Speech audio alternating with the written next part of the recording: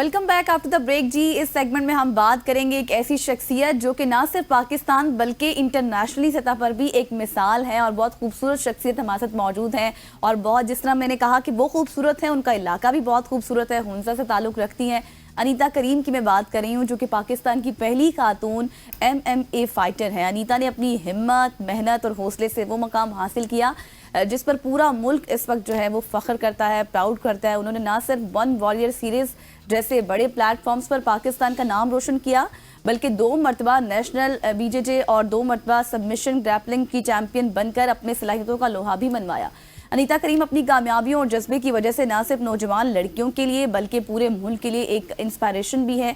आज हम उन्हीं से जानेंगे कि कैसे उन्होंने अपने सफ़र का आगाज़ किया, किन किन मुश्किलात का उनको सामना करना पड़ा और कैसे वो यहाँ तक पहुँची हैं। बिल्कुल ऐसी है। हमारे साथ मौजूद हैं अनीता करीम। एक तो इनका नाम अनीता करीम, ऊपर से इनका हुंजा करीमाबाद से ताल्लुक है। Anita, thank you so much for joining us. आपके इलाके में हम जाते हैं ना तो हमें बहुत ज़्यादा खुशी होती है, वाइब्रेंट है वहाँ की वाइब। और आपका जो सफ़र में देख रहा हूँ, जिस तरह गज़ल बयान कर रही थी, MMA फाइटर, वो भी एक खातून, तो ये कैसे हो गया? ख़वातीन तो अक्सर बस घरेलू काम करती हैं, हाँ हुंजा में बाहर वाले काम भी करती हैं, लेकिन फाइटिंग वो भी MMA, मतलब कि कोई भी आपका बॉडी का पार्ट बचता नहीं है इसमें। नहीं, बस यही था कि हम थोड़ा सा कुछ डिफरेंट करें, क्योंकि अल्हम्दुलिल्लाह करीमाबाद में ऑब्वियसली ख़वातीन को ज़्यादा सपोर्ट किया जाता है और हमने सोचा कि पूरे पाकिस्तान में हम ख़वातीन को सपोर्ट करें, तो वहाँ से जर्नी स्टार्ट हुई। अच्छा अनीता, ये भी बताएं कि आपको ज़ाहिर है जब आप एक जर्नी स्टार्ट करते हैं तो ऐसा नहीं होता कि सिर्फ आपके लिए अच्छी अच्छी चीज़ें आपके सामने आती जाएं, आपके लिए बहुत चैलेंजेस भी होते हैं। क्या ऐसे चैलेंजेस थे जिनको आपने अबूर किया और आप यहाँ तक आई? MMA स्टार्टिंग में इतना लड़कियों के लिए अवेयरनेस नहीं था। यही समझा जाता था कि ये लड़कों का खेल है, इसमें लड़कियां नहीं आती है। जब मैंने MMA स्टार्ट किया तो ऑब्वियसली थोड़े से कुछ ज़्यादा सुनने को मिली कि ये लड़कों का काम है, इसको घर पे बिठाओ, घर के काम सिखाओ, वह ये चीज़ें मिलती थी। बट हमारा ये था कि मैं और मुझसे मेरे 3 बड़े भाई हैं, 2 हमारे हेड कोचेज़ हैं और मैं और मेरा भाई फाइटिंग करते हैं और हम सिर्फ अपने काम के ऊपर फोकस करते थे, जितना हमसे हो सकता है 100% देते हैं।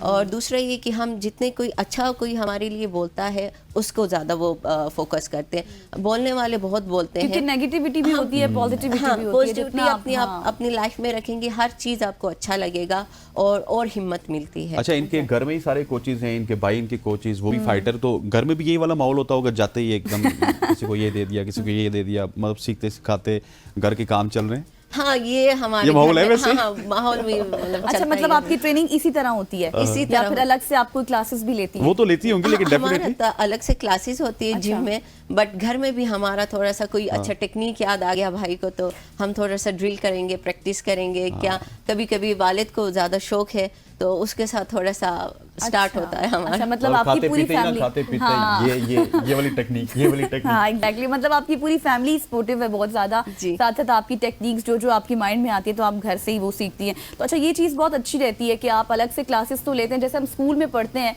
और फिर वापस आके हम घर भी पढ़ते हैं, तो आपका भी ये चीज़ अच्छी थी कि आप घर पे भी सीखती रही और बाहर क्लासेस भी लेती रही। ये बताएं कि आपके लिए ये जो आप जब फाइट करती हैं तो क्या क्या इक्विपमेंट्स होते हैं जो आपके यूज़ में आते हैं? कौन कौन से ऐसे इक्विपमेंट्स होते हैं? जैसे कि पंच मारने के लिए भी तो आपको यूज़ है, तो ऐसा कौन सा आपका लिबास होता है ख़ास, या फिर क्या चीज़ें होती हैं? MMA में फ्री स्टाइल है, उसमें हमारे जो सिर्फ ग्लव्स होते हैं, छोटे से ग्लव्स होते हैं, इतने बड़े नहीं होते बॉक्सिंग वालों की तरह। उसमें हाफ ग्लव्स है, बस उसमें ये कि एक लगे तो मतलब आंख पर एक लगती है तो 4 दिखते हैं रिंग में, और बाकी नीज, एल्बो सब कुछ अलाउ है इसमें। अच्छा, और ये बताइएगा कि आप अभी तक का ये जो सफ़र है, इस सफ़र में कितनी ज़्यादा फाइट्स खेल चुकी हैं और कामयाबियाँ तो गज़ल ने आपकी बहुत ही ज़्यादा गिनवा दी हैं, लेकिन आपके मुताबिक कौन सी ऐसी कामयाबी थी जिसको आप एक्सपेक्ट नहीं कर रही थी कि ये मुझे मिलेगी? अल्हम्दुलिल्लाह अभी जिस स्टेज पर हूँ, ये नहीं सोचा था कि मैं यहाँ तक पहुँच जाऊँगी, बट ये है कि मेहनत की, भाइयों का सपोर्ट रहा और फैमिली का सपोर्ट रहा। एग्जैक्टली और मेहनत का आपको फल भी मिला। ये बताएं कि जिस तरह से अभी आपने कहा ट्रेनिंग के हवाले से बताया, फिर आपने अपने यूनिफॉर्म से रिलेटेड जो चीज़ें बताई कि क्या क्या आप इस्तेमाल करते हैं, ये बताएं कि आप अभी जिस तरह ब्रेक में भी जिक्र करी थी ना हमारे साथ अपनी, अगर आपको कोई रिकवरी वगैरह हो तो वो फिर उसका क्या प्रोसेस होता है? अगर आपको कोई लग जाए ज़्यादा तो फिर आप किस तरह रिकवर करते हैं? क्या कुछ आपको लेना पड़ता है? इंजरीज बहुत होती है, ट्रेनिंग के टाइम भी होती है, और फाइट में तो ऑब्वियसली बहुत ज़्यादा इंजरीज होती है क्योंकि हमारे ग्लव्स इतने सख्त होते हैं। जब इंजरीज वगैरह होती है तो हम अपनी रिकवरी पे ज़्यादा फोकस करते हैं और कोशिश करते हैं कि उसको रेस्ट दिया जाए और थेरेपी। अब हम लोग ये करते हैं कि ज़्यादा डॉक्टर के पास जाते नहीं क्योंकि वो ज़्यादा आपको मेडिसिन वगैरह देते हैं। हम कोशिश करते हैं कि अपनी बॉडी वेट से उसको थेरेपी के ज़रिए ठीक करें, अपने एक्सरसाइजेस करते हैं और सप्लीमेंट्स लेते हैं जैसे कि विटामिन सी, डी, मल्टीविटामिन्स हो गए, ओमेगा हो गया, बाकी जो प्रोटीन होता है, लाइक प्रोटीन दूसरा पाउडर वाला नहीं, घर में हम जो खाना वगैरह बनाते हैं, चिकन वगैरह, तो उससे हम ज़्यादा लेने की कोशिश अच्छा। और अपने भाइयों के वाले से बताइएगा, अली करीम के बारे से के, और उसके अलावा अली सुल्तान हैं, ये जितने आपको ट्रेनिंग दे रहे हैं, उनकी इस हवाले से कितनी ज़्यादा कंट्रीब्यूशन है और वो खुद भी काफ़ी अच्छे लेवल पे पहुंचे? जी जी, मेरे भाई जो है अली सुल्तान एहतिशाम करीम, वो पाकिस्तान में पायनियर्स हैं एमएमए के, उन्होंने इंट्रोड्यूस करवाया और साथ साथ फिर चलते चलते फिर मुझे भी ट्रेनिंग करवाई उन्होंने।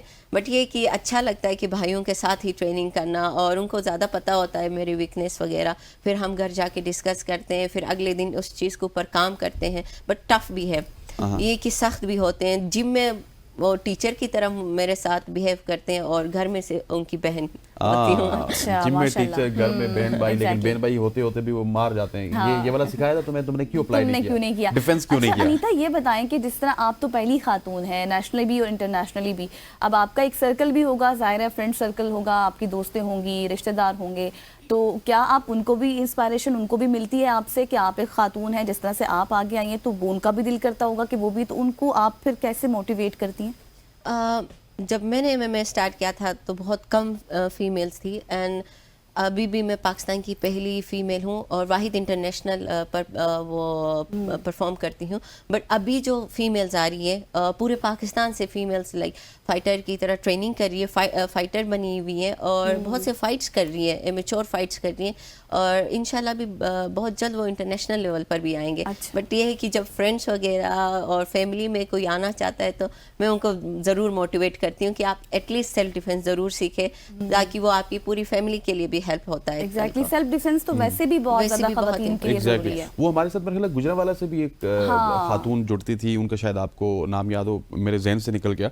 वो भी मेरे ख्याल आजकल फाइटिंग वगैरह भी कर रही हैं, वेट लिफ्टिंग भी कर रही हैं, नू दस्तगीर के साथ ट्रेनिंग कर रही हैं। तो डेफिनेटली एक कोई शख्स ऊपर जाता है ना, जब आप ऊपर जाएंगी, आप हमारे साथ बैठेंगी, तो देखने वाले बहुत सारे लोगों की ख्वाहिश होगी कि हम इनकी तरह बने इंशाल्लाह। अच्छा अनीता, ये बताएं कि अब आपकी जितनी भी आपने फाइट्स की हैं उसमें से सबसे यादगार आपकी कौन सी फाइट रही है, और आपको उसके बाद जितनी ज़्यादा पॉजिटिविटी मिली हो और आपको खुशी हुई हो कि ये फाइट मेरी सबसे यादगार फाइट थी?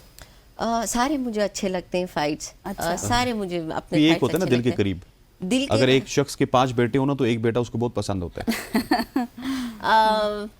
इतना मुझे सारे फाइट्स अच्छे लगते हैं, और स्पेशली जो मैं जीतती हूँ उसको मैं बार बार देखती हूँ। जो सबसे ज़्यादा मेरा यादगार था जब मैंने अभी एमएमए स्टार्ट किया निकल था। गया है क्या? निकल गया तो मैंने अपने वालिद के साथ फाइट की थी, तो वालिद ने बोला मैंने देखना है कि आप कितना आपने सीखा है, तो उसको मैंने मतलब आराम से उसने मुझे टेक डाउन किया। फिर मैं बैक पर गई तो वहाँ पर हम चोक्स लगाते हैं, चोक लॉक्स हो गए, यहाँ पर मैंने RNC लगाया था, रियल नेक चोक, तो वो थोड़ा सा मैंने लगाया, और नए बंदों पर ज़्यादातर 10 सेकेंड्स के अंदर वो थोड़े से बेहोश होते हैं। तो मैं काउंट कर रही थी 8, फिर मेरे वालिद बेहोश हो गए। अच्छा। तो अब आपके सामने जो कॉम्पिटिटर होता है, यानी कि आपके सामने, तो उनकी भी ट्रेनिंग बहुत उसी तरह ज़ाहिर अच्छी होती होगी जब वो इंटरनेशनल लेवल पर खेलते होंगे, तो कभी आपको थोड़ा सा डर भी फील हुआ है कि जीत जाऊंगी नहीं जीतूंगी? कभी ऐसा होता है ना, इंसान को अपना अंदर से भी थोड़ा सा डर निकलता है कि शायद मैं नहीं जीत पाऊंगी या जीत जाऊंगी? हाँ, अगर मैं ये सोचती तो नहीं जीत पाती। एग्जैक्टली। हाँ, तो सारे फाइटर्स बहुत टफ होते हैं, लेकिन अल्हम्दुलिल्लाह यहाँ पर जो मैं ट्रेनिंग करती हूँ अपने टीममेट्स के साथ, मैं ज़्यादातर मेल फाइटर्स के साथ ही ट्रेनिंग करती हूँ। अभी फीमेल्स आ गई है, बट ये मेरे लिए एक अच्छा प्लस पॉइंट है, क्योंकि जब मैं बाहर जाती हूँ, और वो तो बचपन से फाइट्स करते हैं, यहाँ पर ये है कि हमें मुश्किल से अभी फाइट्स का वो मौका मिल रहा है पूरे पाकिस्तान में। बाहर से तो वो बचपन से ही करते हैं, 200-300 उनके फाइट्स होते हैं मोथाई के, और यहाँ से जाके मैं उनके साथ compete करती हूँ और मेरे लिए इजी होता है। शायद यहाँ पर ज़्यादा मैं स्ट्रेंथ यूज़ करती हूँ और वहाँ पर लड़कियों के साथ फिर नॉर्मल होता है। अच्छा, यहाँ पे आपने जिक्र किया कि आप मर्दों के साथ ट्रेनिंग करती हैं। मर्दों की ट्रेनिंग शायद उनका स्किल लेवल ज्यादा होता होगा, थोड़ा सा ताकत भी ज्यादा होती है, ताकत, strength तो आपको एक्स्ट्रा एफर्ट लगानी पड़ती है उस ट्रेनिंग में, और कितनी मुश्किल होती है आपकी ट्रेनिंग? ट्रेनिंग तो बहुत मुश्किल होती है, एमएमए की ट्रेनिंग तो बहुत मुश्किल है, क्योंकि वो हमारे 3-4 सेशंस होते हैं per day, Monday to Saturday हमारा रेगुलर रूटीन होता है और सिर्फ संडे हमें ऑफ मिलता है। और मेल फाइटर्स के साथ ये है कि मुझे ज़्यादा एक्स्ट्रा स्ट्रेंथ लगानी पड़ती है, क्योंकि ये नेचर ही है कि लड़कों का और फीमेल्स और मेल्स का थोड़ा सा वो है स्ट्रेंथ में। और ये मेरे ख्याल फाइट में भी इनको हेल्प आउट मिलता होगा ना, कि मेल के खिलाफ आप एक्स्ट्रा एफर्ट करती हैं और फीमेल के खिलाफ वो एफर्ट नहीं मिलती है जी आपको। जी, इसीलिए फिर मैं जब बाहर जाती हूँ तो आराम से मैं compete कर पाती हूँ। कर लेती है, that's मतलब great, that's training he great. इसी तरह होती है। अच्छा अनीता, ये भी बताएं कि सारा दिन जिस तरह आप हमें बता रही थी कि ट्रेनिंग में गुजरता है, तो क्या इससे आपकी अपनी पर्सनल लाइफ भी डिस्टर्ब रहती है? नहीं, बिल्कुल भी नहीं होती, क्योंकि सुबह एक सेशन की हमने, फिर 2-3-4 घंटे का गैप होता है, फिर उसके बाद दिन में ट्रेनिंग की, फिर उसके बाद शाम को, बस हमारा ये रूटीन फिक्स होता है। जिंदगी में कुछ और काम नहीं कुछ करती? और काम नहीं, चीजें हम मतलब उसमें कोई फिर जॉब नहीं नहीं, जाते। कोई एजुकेशन नहीं, कोई फिक्र नहीं, बल्कि हाल ही में आपकी Education शादी तो हुई है, अब वो तो टेंशन बहुत-बहुत होगी मुबारक हो कि आपको, भाई आपकी उनको शादी भी की हमने भी। वक्त देना है, हाँ। जो आपके मियाँ हैं। नहीं, अल्हम्दुलिल्लाह वो भी एमएमए ट्रेनर है, इसलिए अच्छा, फिर ये पैसे कॉम्बिनेशन ठीक है, दोनों को एक दूसरे का पता है और वो भी दोनों एक MMA दूसरे को, fighter, घर वाले भी MMA कभी खुद भी fighter। फाइट की है? वो हाँ करते हैं। अच्छा, तो मतलब एक अलग सी ट्रेनिंग आपको मजीद भी मिल जाती होगी। और ये- फाइट करते करते अगर आप सीरियस हो जाए तो फिर? वो तो जिम में होते हैं सीरियस। इवन भाई मेरे मुझे छोड़ते नहीं है फाइट, लाइक जिम में ट्रेनिंग के टाइम, फिर वो मुझे कहाँ छोड़ते हैं। सही सही। और इसके अलावा अनीता, हमें ये बताइएगा कि आप पाकिस्तान की पहली खातून तो हैं, लेकिन इंटरनेशनली भी आपकी वजह से हमें रिकग्निशन मिल रही है। सो इंटरनेशनली कौन से ऐसे इवेंट्स हैं जो कि आप खेलना चाहती हैं और वहाँ पे जाके जीतना चाहती हैं? अभी तो लाइनअप है इंशाल्लाह। अच्छा, जी। मसलन कौन कौन से?